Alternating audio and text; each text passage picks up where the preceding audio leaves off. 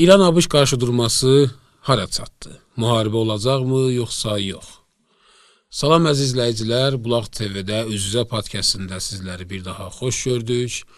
Bildiyiniz kimi keçən bölümdə İran-ABŞ qarşıdurması haqqında müzakirə etmişdik. Amma bildiyiniz kimi bu neçə gün ərzində hərbi fəaliyyətlər və digər gedişatlarda dəyişikliklər olub və onlar haqqında sizinlə danışacaq. Mən də öz növbəmdə hər birinizi salamlayıram, xoş gördük. Bu son günlərdə görürük ki, ABŞ İran ətrafında hərbi fəaliyyətlərini artırır və bildiyimiz kimi yeni bir donanmanı Ərəb dənizinə istiqamətində hərəkətə keçirdib və o tərəfdən də İran və İrana bağlı olan qüvvələr də sakit dayanmayıblar və öz reaksiyalarını bildiriblər. Öz qeydləri vurarsan, inşallah mən də davamını gətirəcəm. Bəli, deməli, keçən podkastda da bir məsələyə biz ilə ikimiz də işarə vurduq. Bütün bu dəyişimlər gözləniləndir və hələ ki təbii görünür. Niyə görə? Çünki irəlidə də qeyd edərik. Qısa və konkret olaraq desək, üryan şəkildə artıq belə deyək də, bəzilərinin nəzərincə qərb və şərq bloklarının qarşı durması üryan şəkildə ortaya çıxır. Amma hamı bilir və hər kəs istəyir bəzi Ərəbistan, ümumiyyətlə ərəb dilli analitiklərdən götürsək, İraqda, məsələn, Ərəbistanda, Misirdə, Əbdülvari Ətvan kimi bu kimi təhlilçilər də, analitiklər, yaxud da Qərbin öz ekspertləri, Mershaymer kimi və yaxud da o Kruk, onlar kimi, bunlar tez-tez bir şeyi təsdiqləyirlər, Şərqin də digər analitikləri və görünən də budur ki, indiki vəziyyətdə görsək ki, əgər baxsaq və son günlərdə deyilirdi ki, bəli, Amerikançının da əsas ilk prioriteti xarici, məsələn, mübarizədə iqtisadi döyüşdür. Bəli, amma şərq-qərb cəbhəsindən ziyadə bütün dediyim bu analitiklərdə zaman-zaman öz təhlillərində istəmədən də olsa bəziləri toxunurlar ki, ideoloji məsələdir. İdeologiya savaşıdır. Yəni, böyük şeytan məsələsi və dinindən hətta indi bugünkü qloballaşan dünyada, bu azadlıq cəbhəsinin qloballaşan dünyasında dinindən, coğrafiyasından, dinindən, rəngindən, dilindən asılı olmayaraq azadlıq cəbhəsinin, azadlıq qütbünün ideoloji baxımdan, azadlıq ideologiyasına tərəf oyanış dalğası fonunda bunların şeytan cəbhəsinə qarşı göstərməsidir, dirəniş göstərmələridir. Və bunun da mərkəzliyini təbii ki, Amerika İranın gözündən görür və biz bilirik ki, Kissinger başda olmaqla, Kissinger təqribən bir 20-30 il bundan qabaq bu sözü deyib, Amerikanın hamı bilir ki, yaxın şərq üzrə və demək olar bütün dünya üzrə əsas stratejisidir. O bir dənə söz demişdi ki, gələcəkdə dünya Tehrandan idarə olunacaq, qütbləşmələr başlayacaq. O görürdü o qütbləşmələri. Çin, Rusiya, İran əsas rəqib olacaq Amerika. Amma bunların ağıl mərkəzi və dünyanın kontrol mərkəzi Londondan Tehrana köçəcək.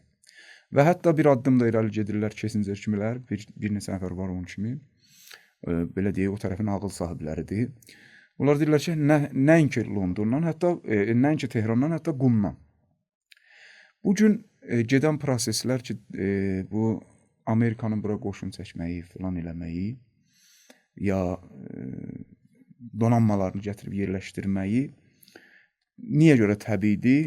İndi ona da özündə biraz işarə vurarsan, mən qısaca olaraq deyim ki, hər sahədə, çünki Amerika birinci dəfə sən qəşəng toxunduğuna təhdid eləyir, Zərzur məsələsi. Təhdid eləyir, görür alınmır, tamahlanır. Məsələn, Yəmənlə bu Əqsa tufanından üzü bu tərəfə son aylar, 12 günlük müharibədən qabaq Yəmən 1 ay, 2 ay ərzində Amerikanı qovdu. Əməli başlı Qırmızı dənizdən çıxartdı. Niyə qaçdılar? Amma üstünə ad qoyurlar, möhtərəmanə ehtiramla ki, yəni pis çıxmasın da Amerika imperialist kimi tanınır, böyük bir hegemon kimi özünü tanıdığı illərdir. Əvvəl gəldi təhdid elədi Yəməni. Yəmən dedi ki, gəlsin vuracam. Gördü ki, yox, bu deyil. Yəmən vurdu. Donanmasını vurdu, bir-iki dənə qırıcısı suya düşəndən sonra Amerika Donald Trump ki, cilov gəmirirdi, qayıtdı təzədən dala, dedi ki, bəs yox, biz Yəmənlə razılaşmışıq. O deyib vurmayacam, mən də deyirəm ki, yaxşı vurmayacam. Əvvəl təhdid eləyir, Yəmənə əvvəl təhdid elədi, gördü alınmadı. Biraz da təhdidi çoxaltdı, bombaran. Gördü yox, yenə alınmır, keçdi tamahlandırma sisteminə ki, görə bir şey Yəmənin içərisindən bir zəif iradəli bir nəfər tutub hakimiyyət strukturalarında nəsə bir təsir eləyə bilərik. Gördü yox, sən zor göstərdi, zər göstərdi, gördü yox, alınmır, qayıtdı dala. İndi İranla təbii olaraq bugün mən dünən ya bugün baxdım, Merşaymerin özü də buna təkid elədi, John Merşaymer, Amerikan. O dedi ki, məğlub oldu fitnə İranın, çünki İranda 12 günlük və bu 13-cü gün dediyimiz ixtişaşlar hamısı hesablanmışdı ilk növbədə rejim change. Rejim dəyişməlidir. Ki sonra növbəti mərhələləri rahat icra eləyə bilsinlər. Dedilər, məğlub oldu. Hətta mən bugün baxdım, İsrailin özünün keçmiş baş nazirinin muavini. O özü də dedi ki, bu məğlub oldu artıq. Yəni, bu ağılsız özlərinə tərəf deyir də. Deyir, bu ağılsızlıqdır. Biz bilirik İranın vəziyyəti, hərbi vəziyyəti hansı gücdədir. Və bütün taktikaları yoxladıq, gördük ki, alınmadı. Bundan sonra olan qalan əlimizdə nə kartımız varsa, onu da yersiz yandırmağa dəyməz. Demək istəyir ki, yəni boş-boşuna hücum eləməyin. Nəsə eləyəcəksiniz. Bunlar İranla təbii olaraq, həm də bir şey var axı. Amerika, məxsusən o, sən deyir, nə maqa, Amerikanı qaytarmaq məsələsi. Trump bu iddia ilə gəlib. Ukraynada rüsvay oldu. Çinlə tərifə savaşında rüsvay oldu. Rusiyanın qabağında, Çinin qabağında. İndi əsas mərkəz İrandır. İranda da rüsvay olub. Ay, mən gələcəm, Məşəd süqut eləyib, ora süqut eləyib, bura süqut eləyib. Təbiidir, bunları yığıb göstərməlidir ki, zor gücü göstərsin. Bir məsələ var ki, həm zor gücündə, həm zər gücünü göstərir İrana. İran qəti şəkildə dayanıb qabağında ki, nə müzakirədə, nə hərbidə, nə də o birisi sektorlarda sən deyən olmayacaq. Deyirsənsə, mənim şərtimlə, bəli. Mən də şərtim normal beynəlxalq qanunlara uyğundur. Çox gözəl, dedin, ətraflı. Bir şey də deyim, artıq Amerikanın hegemoniyasının çöküşünü biz görürük. Yəmənin məsələsində çox gözəl vurguladın. Çox təəssüf olsun ki, bizim cəbhəmizin mediasının zəifliyidir. Əks təqdirdə olsaydı, Yəmənli əziz qardaşlarımıza Allah onlara qüvvət versin, Allah onları daima qalib saxlasın. Tutaq ki, Ukraynaya, Rusiya qalib gəliydi. Tutaq ki, Tayvanla Çin arasında bir qarşı durum olaydı və Tayvan Çini geri çəkilməyə məcbur idi. Elə əfsanələr yaradardılar qarşı tərəf. Çünki çökürtdü özündən gücünü. Amma çox təəssüf ki, bunu heç bir nəql edən olmadı. Bunu heç bir medialarda izah edən olmadı ki, Yəmən, yəni gördük ki, 10 il xəstəxanaların Ərəbistan vurdu, infrastrukturların vurdu, dağıtdı, mühasirə alıblar. Həmən 10 il çətinlik çəkən uşaqlar azlıqdan ölürdülər Yəməndə, Ərəbistan olan müharibədə. Və gördük ki, həmən Yəmən özünü dünya hegemonu bilən Amerikanı məcbur etdi ki, çıxıb getsin və bir don da geyindirə bilmədi. Dedi ki, biz onlarla razılaşdıq, onlar bizlə işlər olmayacaq, biz onlarla işimiz olmayacaq. Məhz yəni bu kəlmələrdən istifadə etdi Donald Trump. Və hegemoniyasının çöküşünü biz harada görürük? Trump gəlir, deyir ki, şovmendir də, daha çox həm alverçidir, həm qumarbaz, qumar əhlidir, həm də şovmendir. Gəlir, deyir ki, Kanada ilə bizim bəzi sıxıntılarımız vardır. Kanada Çinlə çox güclü iqtisadi əlaqələr qururdu, həll oldu. Və onlar bizə söz verdilər ki, artıq bizim o qırmızı xəttlərimizdən ona keçməyəcəklər. 2 saat sonra Kanadanın baş naziri, ya prezidenti səhv etmirəmsə dəqiq yadıma gəlmir, deyir ki, bizim heç bir danışığımız olmayıb, Donald Trump özündən danışır. Yəni, Kanada ki, Amerika bu qədər bağlı ölkədir, onun öz sərhədində. Həmişə görmüşük ki, Amerikanın siyasətlərini sürür. Bu gün gəlib artıq deyir ki, Amerikan prezidenti özündən danışır və bizim onun sözlərini təsdiqlətmirik. Bu onu göstərir ki, artıq dünya tək qütbli və Amerikanın hegemonluğundan ibarət deyil. Danmarkanın müdafiə naziri idi. O Greenland söhbətlərin o qızğın vaxtlarında qayıdıb demiş ki, bizim 2 dənə yolumuz var. Ya Amerika oturacaq danışıqlara və istəklərini bizə deyəcək, danışıqlarla həll edəcəyik, ya ikinci yol haqqında danışmaq istəmirəm. İkinci yol haqqında danışmaq istəmirəm, yəni şərq qüdrətlərindən, yəni Çindən, yəni Rusiyadan kömək istəyəcəyik. Yəni Avropanın özü belə hal-hazırda Amerikaya cavab qaytarmaq gücünü özündə görür. Niyə? Bilir ki, ikinci bir güc var ki, Amerika ondan qorxur. Və bu çox önəmli məsələdir. Və digər məsələlərə də baxmaq istəyəndə çox gözəl vurguladın ki, Trump'ın seçkilərdəki vədələri nə idi ki, biz niyə gərək bu qədər George Bush'a qınıyırdı ki, 8 trilyon dollar İraqda pul xərclədi. Biz 8 trilyon dollardan Amerika bütün yollarını 3 dəfə asfalt edə bilərdik. Asfaltları qədimidir, infrastrukturları təbii ki, yəni yenilənməyə ehtiyacı var. Və biz bunu da bir məsələ də qeyd eləmək lazımdır. Bəzən izləyicilər baxırlar Amerikanın vəziyyətinə və baxırlar, deyirlər ki, çox gözəl yaşayırlar. Niyə belədir? Gözlənti söhbəti var. Baxın, bizim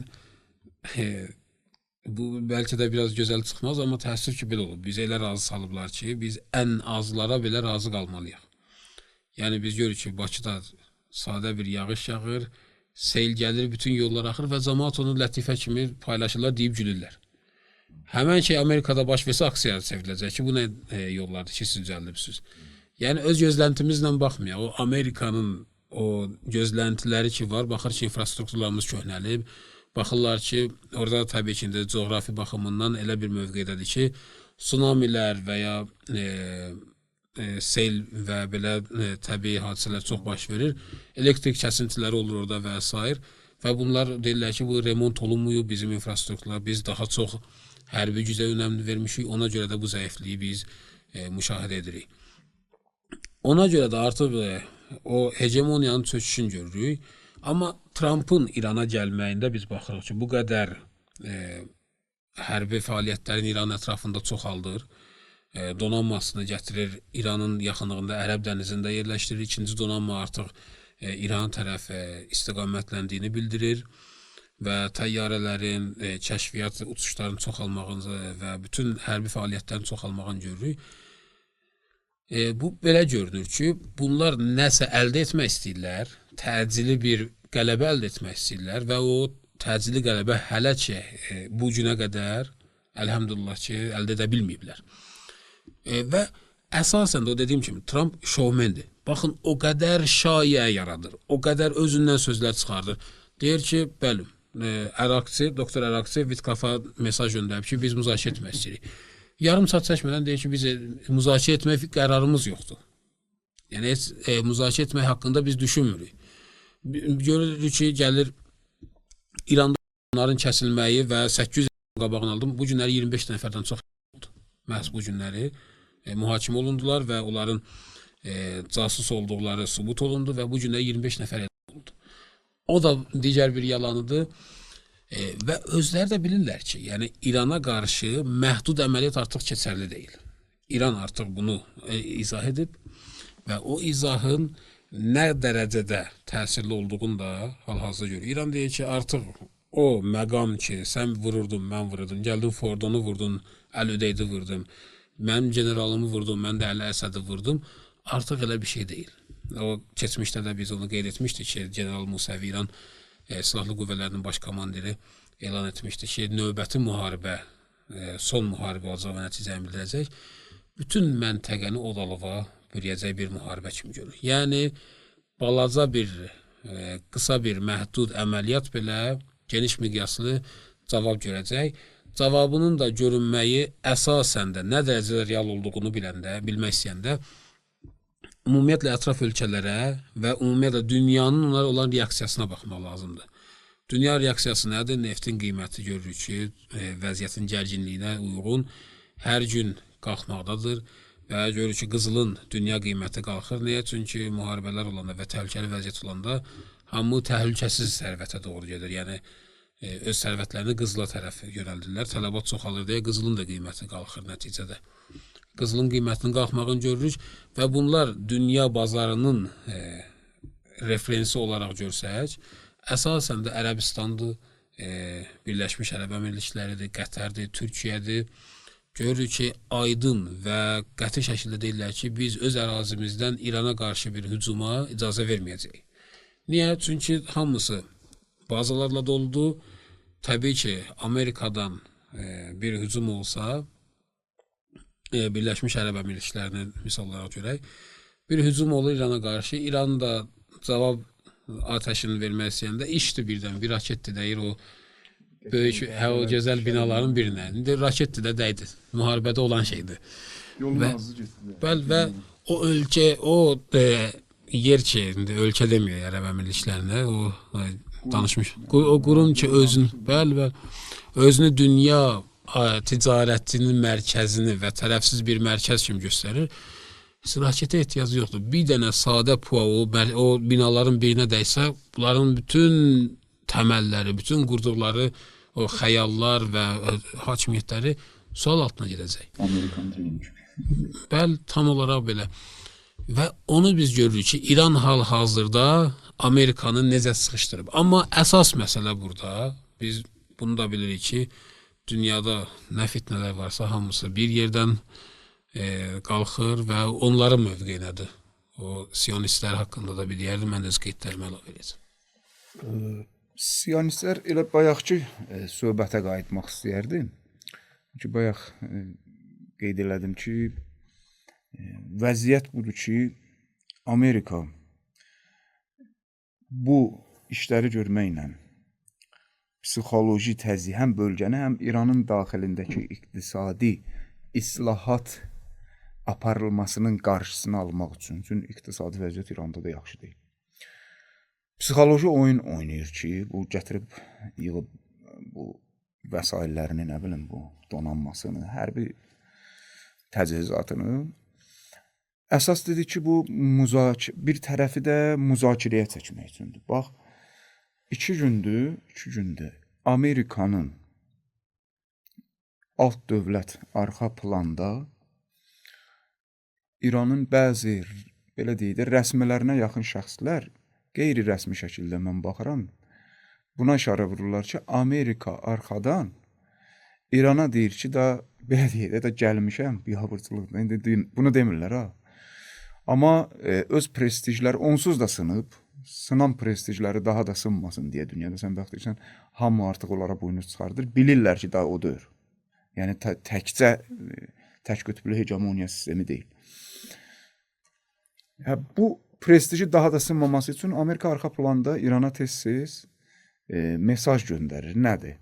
Deyir ki, mən vurum, məhdud, sən baxdırsan, məhdud. Çünki bunların həqiqətən geniş bəhsdir. Niyə görə bunlar geniş zaman baxımından, məkan baxımından geniş miqyaslı döyüş edə bilmirlər. Geniş söhbət, amma edə bilmirlər, bunu bilirik də. Vurub qaçdı. Deməli, bu xəbəri yollayırlar İrana 2 gündür, 3 gündür ki, biz məhdud vuracaq, sən dedin, o Fordo kimi. Sən də ya cavab vermə, ya da gör nə qədər üzdüdülər, ya cavab vermə, ya da versən bizi kimi belə lazımsız bir 2 dənə bazarını verginə, da biz qaydaq. İran bunun qarşısında sərt dayanır. İndiyə qədər də General Musavvi olsun, sən dediyin kimi, hətta o siyasi rəsmilər olsun, hamısı deyir ki, qardaş, bu axırıncı döyüş və geniş miqyaslı olacaq. Bir dənə çöp gəlsin, düşsün bizə tərəf, görək ki, tərpənir, düşsün, yox. Bəs çox yerdə deyirlər ki, hərəkət hiss eləsək. Hərəkət başlamamışdan başımıza oyun gələ bilər. Burada İran əlinin arxasından vurur. Sonra keçirlər, psixoloji vəziyyət yaradıb İranın içərisində bəzi dəllalların vasitəsilə dollar falan oynada ki, cəmaatı sıxsınlar ki, bu siyasi, iqtisadi islahatların nəsə nəticəsi yoxdur, cəmaatın inamı azalsın deyə bunun kənarında müzakirə təklif edirlər. Müzakirəni də necə təklif edirlər? Sən dediyin kimi, Trump deyə bilmir, axı mən istəyirəm. Deyir, İran bizimlə müzakirə eləyə, bizim müzakirə qapısı açıqdır. Müzakirə eləyə bilər, İran da istəyir. Gah deyir, yox, istəmir. Görür, İran bunu biabır eləyir, fərt eləyir, tez sözün dər. 3-cü hardadır, sən dediyin İsrail məsələsi. İran, keçən səfərdə biz toxunduq da buna. İran bu 13-cü gün dediyimiz bu terrorist hadisələrindən bu tərəfə, sui-qəsd hadisələrindən bu tərəfə çox zirəng və ağıllı şəkildə bütün İranın rəsmiləri, məsulları, məmurları, hərbi, siyasi fərq eləmir, hamısı bir söz deyir. Amerika hərəkət eləsə, öz bazaları, o kənar bazalar ki, heç o məlumdur. Əsas bazası Amerikanın kimdir? İsrail. İran deyir, oranı şumlayacaq. İsrail də buna görə bugün mən xəbərinə baxdım. İsrail yenə də keçən səfər Putinlə xəbər yollamışdı ki, müharibə eləmək fikrimiz yoxdur. Bu ixtişaşı yaratdılar. Ola bilər yenə hiylə eləmək istəsinlər. Amma hər halda qorxusundandır. Xəbər yollayıb ki, İrana görür, İran hər dəfə bəyanat verəndə Amerikaya deyir ki, nəinki məhdud vurmayacaq, sənə də geniş miqyaslı vuracaq. Amma əsas hədəfimiz İsraildir. İsrail qalmamalıdır bu döyüşdə. İsrail tez bugün yenə xəbər yollayır. Arxa planda deyəsən ərəb dövlətlərindən birinin vasitəsilə İrana ki, bizim bu işdə, artıq biz bu işdə yoxuq deyir. Amerika gəlib, ondan öz işinizi necə istəyirsiniz həll eləyin. Amma biz yoxuq da, bizlə işiniz olmasın. İran da avtomatik cavab qaytarır İsrailə. Xeyr, necə ki Amerika, xeyr elə deyil. Amerikadan bir dənə hərəkət gəlsə, sizə aid nə yer var, oradan bir dənə hərəkət gəlsin. Mümkün də Amerika eləməsin, məsələn deyirəm, Fransanın donanmasındansa bir hərəkət görür. Siz bizim legitim hədəflərimizsiniz. Özü əsas sən İsrail.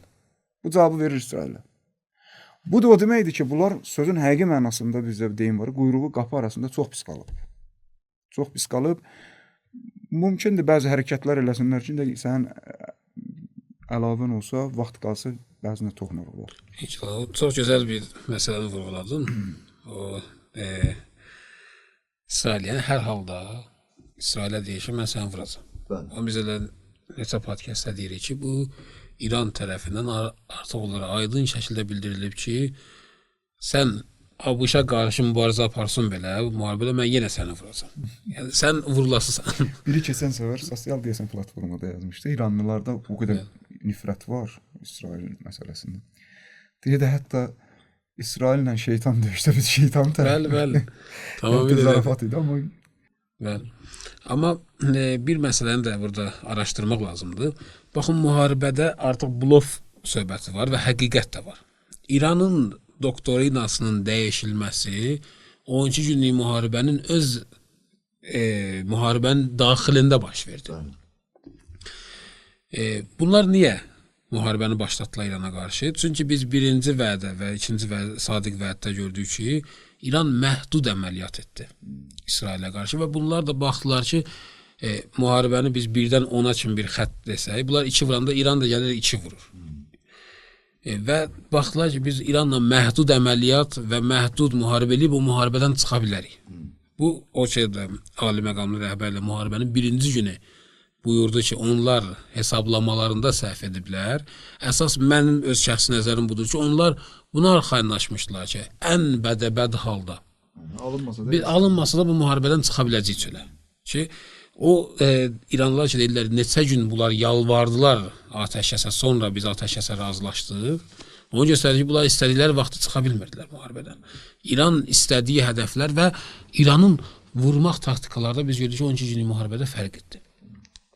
Müharibənin, bilmirəm, 4-cü ya 5-ci, 6-cı gün idisə, gəldi Tehranda bir neft anbarını vurdu. Bu əhvalatı dəqiq, yəni bilirsən. Niyə? Yoxlayırdı ki, müharibəni infrastrukturlara tərəf çəksəm nə olar? Çünki müharibə ancaq hərbi obyektlər və terror hadisələr kimi gedir də, vururdular şəxsiyyətləri və hərbi obyektləri vururdular. Tehranın cənubunda neft anbarını vurdu. 3 ambardı yan-yana, biri boş idi, biri yarı doluydu, biri daha çox doluydu. O boşla yarı dolu olanı vurdu. Ki İranın reaksiyası nə olacaq? Yəni İran da əgər məhdud cavab versə, bunu genişləndirmək olar. Əgər İranın cavabı möhkəm olsa, mən bu müharibəyə girməməliyəm. Niyə? İranın 20-dən çox elektrik stansiyası var, çünki böyük ərazidir. İranın böyük neft quyuları var, İranın görürük ki, neftarima zavodları var, çoxlu var. İranın şimalında var, şimal-qərbdə var, cənubda var, şərqdə var. Amma İsraillə deyil, balaca bir ərazidir, işğal olunmuş torpaqlardır və Hayfadakı olan o Bazan neftarima zavodu ölkənin ölkə deməkdə o rejimin elektrikin çoxun o təminidir. Yəni İran onu vursa, onlar artıq ondan çıxa bilməzlər. Yəni darmadağın etsə. Ya biz görürük ki, onların içməli suları 7 su şirinlədici aparatlardan təmin olunur. Onların məsələn ikisini üçün vursa, yəni artıq orada su çatışmamazlığı ilə üzləşəcəklər. Ona görə gəlirlər bir dənə neft anbarını vururlar və neft anbarını vurmaqdan sonra İran ağarır, İran dərhal gedir bazan neft ayırma zavodunu vurur. Yəni biri vurdu, İran cavabda 9'u vurdu. Yəni o darmadağından bir dənə aşağı. Yəni özləri etiraf edirlər. Kanal 14 sənədli film çəkir, İsrailin Kanal 14'ü. Deyir ki, İranın raketlərinin gücünə baxın, 5 metr o tərəfə vursaydılar, bütün darmadağın olacaqdı bura. Özləri qəsdən elə vurdular ki, mesaj idi. Yəni bu müharibəyə girmə, infrastruktur müharibəsinə getmək ki, sənin heç bir şansın yoxdur. Və ona görə də biz görürük ki, İran deyəndə ki, hər nə olur olsun mən İsraili vuracam. Ona görə İran deyəndə ki, mən bütün bölgəni atəşə alacağım, məhdud əməliyyata razılaşmayacağım, görürlər ki, bu bluff deyil. Bunlar elirlər bunu həqiqətən. 12-ci gündə atəşkəsdən qabaq İran elə bir zərbə vurdu. Nə İranlılar deyirlər, nə Yəhudilər deyirlər, amma çox ağrıtdı onları. Məxfi qalıblar. Və o nəticə çox ağrıtdı onları. Və bir məsələni də mən burada qeyd etmək istəyirəm. O gün gördüm bir İranlı ekspert deyildi. Çox gözəl bir məqam idi. Deyir ki, İsraillər hələ də deyirdilər ki, 12 günlük müharibənin qalibi onlar idilər. Deyir ki, ABŞ hal-hazırda İrana hücum etmək istəyir. Və biz görürük ki, artıq gizlətmirlər də. Netanyahu'nun özü dəfələrlə bunu da bildirib ki, İran bizə qarşı hücum etməsin. Biz bu müharibədə aidiyyatımız yoxdur və bizim müdafiə hazırlığımız yoxdur. Deyir, əgər müharibənin qalibi sənsənsə, normalda Trump'a deməlisən ki, gəl ələ verə bir lap artığın var. Bəli. Amma görürük ki, 2 dənə güc, biri İslam Respublikası, bir də Siyonist rejimi savaşıblar və bütün qərbi ekspertlərin dediyinə görə İran daha güclənib, İran hal-hazırda ABŞ-a qarşı hücuma hazırlaşır. Sən isə deyirsən ki, mən uzağam, mənim hazırlığım yoxdur ikinci bir döyüşə. Yəni bu elə göstərir ki, 12 günlük müharibənin qalibi kim idi, məğlubu kim idi. Və ona görə də biz görürük ki, o məhdud əməliyyatı ki, ABŞ etmək istəyir İrana qarşı və İran deyir ki, bölgəni biz atəşə çəkəcəyik. Artıq İran həm əməldə, həm sözdə sübut edib ki, dediyin üstündə duran gücdür. Və təkcə də bölgəni atəşə çevirmək təkcə o deyil ki, raketlə vursun Amerikan bazalarını. Dediyimiz kimi hansısa o Dubaydakı gözəl binalardan birinə nəsə ola bilər. Yəmən tərəfdən. Bəli, ola bilər Aramco, Yəmənlər necə vurmuşlarsa Ərəbistanın neçə həftə neft istehsalını dayandırmışlar. Yenə də həmən hadisələrdən baş verə bilər və əsasən də bunların qorxduqları məqamlardan biri görürük ki, Haqq cəbhəsi İraqda, Yəməndə, Livanda artıq sakit dayanırlar. Biz İraqda gördük, o səhnələri yəqin ki, görürsünüz. Kəfən geyinib, ad yazdırırlar ki, İrana qarşı hücum olsa biz də müharibədə iştirak edəcəyik. Yəni, bütün müqavimət hərəkatları, bütün qurumlar, istər Livandan, İraqdan, Suriyadan biz görürük ki, artıq hazırlıqlarını bildiriblər. Yəni, Qırmızı dənizi Yəmən deyir ki, mən oda çəkəcəm. 2 boğazdır, Babul Məndəbdir və Hürmüz boğazıdır. Bu 2 dənə İran və Yəmən əli ilə bağlansa, artıq onlar bir həftə belə buna dözə bilməzlər. Və elə də gedəcəklər ki, artıq heç vaxt bir də bura qayıtmayırlar. Və Livan çox gözəl məsələdir. Livan sədri Allah onu hifz eləsin, açıq-aşkar dedi ki, əgər İrana qarşı hər hansı bir hücum başlasa, biz də bu müharibəyə daxil olacaq. Və bu sözdən sonra biz görürük ki, rejimin daxilində Netanyahu və dövlətinə qarşı etirazlar qalxır. Ki, o sənələrin keçən podkastı da qeyd etmişdi ki, bəs deyirdin ki, bunların raketlərin və mən bunların arasında 80% dağıtmışım, bunlar bizə hücuma hazırlaşırlar. Və bunların uzaq mənzilli raketləri var hələ. Yəni, artıq görürük ki, o dediyimiz kimi də, yəni onlar şovmendirlər, onlar mediada elə qabardırlar ki, o dəniz donanması İranın yaxınlığına gəldi. Qutardı, İranı dağıdacaqlar. Donanma getdi, qutardı, İranı vurmağa çalışırlar deyə istəyirlər ki, texnikaların İranın raketlərin əlinin altından çıxarsınlar. Netanyahu evindən çıxdı. O gedir 100% falan işi görməyə. Getdi qatıq almağa. 100% o, yəni o qədər abardırlar hər bir şeyi ki, onunla da yəni qutardı, İran işi qutardı. 47 ildir İranın işini qutarmaq istəyirlər və əlhamdülillah ki, İran hələ də dözür. Bəli, doğrudur və yenə də bir daha mən əziz xalqımıza da məxsusən həmişə təkid edirik bunu. Məxsusi təkid edirik, çünki hadisələr çox kəskinləşir, intensivləşir. İstəyir, sən demiş, təkcə bu hərbi sektorda deyil, məsələn, iqtisadi döyüş var, kiber döyüş var, bunlar hamısı var.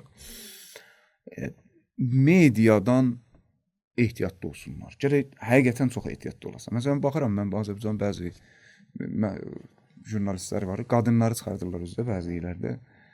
Amerika belə, nə bilim, rəhbər, bunlar indiyə qədər. Qardaş, mən bu son 3-4 ildə Azərbaycanda fəaliyyət göstərən mediaları bu son 3-4 ildə bunların dediyinə görə rəhbər, Allah üstə eləsin, bir 40 dəfə qaçıb İrandan, ya da 40 dəfə bunkerə gedib. Hə, niyə görə belə deyirlər, mən deyim. Ola bilər, yumor kimi görünər, satirik görünər, amma həqiqət budur. Niyə elə deyirlər? Çünki psixoloji, özün bilirsən də, psixoloji elmində bir şey var. Adətən insan qarşısındakını özü ilə müqayisə edir. Çox gözəl. Və onları idarə edənlər elədi ona görə. O Netanyahunun çıxmışdı, bütün trend oldu 12 günlükdə. Qaçır bunkerdə. Bunkerdə bu adam qaçır. Bunkerdə qaçır. Bunkerə gizlənməyib, qaçır. Yəni bu və yaxud da bir neçə cür çıxdı ofisində, nə bilim, ofisindən çıxıb qaçmağa falan. Özləri ilə müqayisə elədiklərinə görə təbiidir bunu desinlər. Amma bunu demək istəyirəm ki, gərək biz də, xalqımız da çox kəskinləşəcək media savaşı, getdikcə çox kəskinləşəcək. Dəhşətli dərəcədə. Çünki burada Elon Musk'ın hələ bəzi işləri var. Kriptovalutadan əlavə bunun mediada da X şəbəkəsində falan. Amma meydanda nədir? Sən vurğuladığın bir şey. O dedin, İsraili qorxudan fakt. İsraili qorxudan ən böyük faktlardan ikisi. Birini sən qəşəng vurğuladın. Demək olar, mən deyəcəyimin də birini vurğuladın. Birini vurğuladın ki, görürlər ki, məntəqə həqiqətən alova çəkiləcək və birində dedin ki, dadıblar. 12 gün həqiqətən daddılar. Amma bir fakt da var, iki fakt belə deyil. Bunun üstündə durulmalıdır. Onlar mediaya deməsələr də, amma həqiqətən meydanda bir dənə fakt var. 12 günlükdən 3 gün qabaq o 12 günlüyü onların irəli atmasına səbəb olan 10 milyondan çox Mossadın, Şimbetin, Şabakın, İsrailin ən həssas yerlərindən götürülən ən həssas sənədlər. Kağız üstündə olsun, flashkart formasında olsun. 10 milyondan çox sənəd. Filmlər var içində və çoxu da rəmzli də açılır. Bunları ən çoxu qorxudur. Bir də bir şeyə yaxınlaşdın orada dedin. İranın texnologiyasının çox dəqiq olması. Bax, dünən sırağa gün çıxan xəbərdə mən öz kanalımda da bunu qeyd elədim. O səncəşi nur var, nurla, işıqla tapan peyk, işıqla müəyyən edən peyk. İranın o nur peyki deyək, belə deyək. O işıqla müəyyən edən peyki İsrailin ən həssas 2 dənə bazası var idi. Məxfi saxlayırdı. Birini daha məxfi saxlayırdı. Nevatim idi. Qırıcıları falan orada idi. Dünyada heç kəs tapa bilməz, nə peyk göstərə bilməz. İran oranı vurdu. Nə qədər F-35-i də xarab elədi. Biri də Dimonadır. Biri şimal tərəfindədir, işğal olmuş torpaqların. Biri də cənub tərəfdəki Dimona. İran onu işıq izləyicisi ilə bir neçə il üstündə işləyib. Dünən ya sırağa gün İranın rəsmi televiziya kanalı Üfüqdə, Üfüq deyərlər də bizə, Ufuq. Orada deyəsən onlara təqdim edib, əgər səhv eləmirəmsə, konkret göstərir. Biri var Dimonanın özü, onsuz da bu görmək olur da, normal bir şeydir. Amma Dimonanın ətrafında mağaralara, girintili, çıxıntılı, təpəli, səthli yerlərə çox çaşdırıcı yollar var və xırda obyektlər var ki, onu heç bir peyk indiyə qədər görməyib demək olar. Proqramda da deyir, hər peykin işi bunu görsün. Bunu çıxardırıq və İsrailə təqdim edirik. Yəni biz də görürük. Necə ki, pualarla həmin o Lincoln-u göstərdilər, 2 gün bundan qabaq, yəni izləyirik. Bu da onları çox qorxudur. həm kəşfiyyat məlumatları və onun üzərində bu məlumat, bu fake görüntüləri və izləmələr bunları çox qorxudur. Və bu da bunu deməyə əsas verir ki, sözün həqiqi mənasında meydanla media zəmin tasiman dilləri yerlə göy fərq edir. Bəli. Və meydan həmişə medianın dediyinin əksini sübut etdirib. İstər bu 12 yanvarda İran xalqının milyonlarla küçələrə axışıb öz hakimiyyətlərinin dəstəyi olsun, istər 12 günlük savaşda olsun, istər elə bu İraqda, Yəməndə və Livanda Şiə xalqlarının və müsəlman xalqlarının necə dəstəklədiklərini gördük. Və yəni media öz dediyini desin, meydan da öz rəvayətini yazır. Mən bir şey demək istəyirəm, bunlar daima nə ilə hədəlirlər ki, bunlar əziz rəhbərimizə hədəlirlər və deyirlər ki, rəhbəri vurmaq planları var, təhdid edirlər. Və reaksiyalarda görürük. Şeyx İsa idi adı, səhv etmirəmsə, Bəhreyn şiələrinin başçısı deyir ki, Ayətullah Xamenei bizim canımızdır və ona qarşı heç kəs təhdid edə bilməz. Bütün müsəlmanları biz görürük ki, nə tək şiələr, bütün müsəlmanları görürük ki, buna reaksiya bildirirlər. Öz şəxsi bir qeydimi demək istəyirəm bu haqda. İranın böyük bir tarixi var. Hətta İslamdan sonra, İslamdan öncə də görürük ki, tarixdə ən mühüm rol daşıyan ölkələrdən biri olub həmişə İran. Və əfsanələrdə də, tarixdə də böyük qəhrəmanlar olub və İslamda da biz görürük ki, qəhrəmanlar çox olub məsumlardan sonra.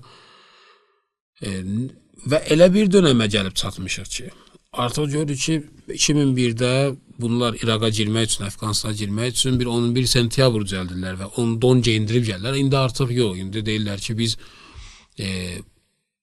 neft üçün gəlmişik, biz belə və bizim siyasətlərimizə uyğun olmalıdır hamı.